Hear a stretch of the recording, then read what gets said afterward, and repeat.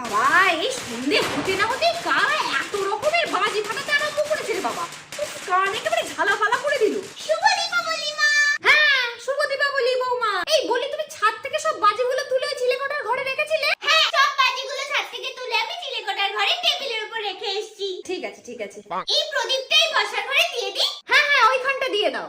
আচ্ছা। পুরো বাড়িতে ভালো করে প্রদীপ জ্বালিয়ে দিয়েছো তো? হ্যাঁ মা, ছাদে দিয়েছি 5টা, উঠোনে 5টা, আমার ঘরে 2টো, আপনার ঘরে 2টো, আর এই বসার ঘরে একটা, চিলেকোঠার ঘরে একটা। চিলেকোঠার ঘরে কোথায় দিয়েছো বৌমা? কেন মা? যেই টেবিলে আপনি বাজি রাখতে বলেছিলেন সেই টেবিলে আমি প্রদীপ রেখে দিয়ে এসেছি। এই যে বাজিগুলো ফাটছে এগুলো আমাদের বাড়িতে ফাটছে না বলো বৌমা? আমাদের ছাদেই তো বাজি ফাটছে মা। শুধু বাজি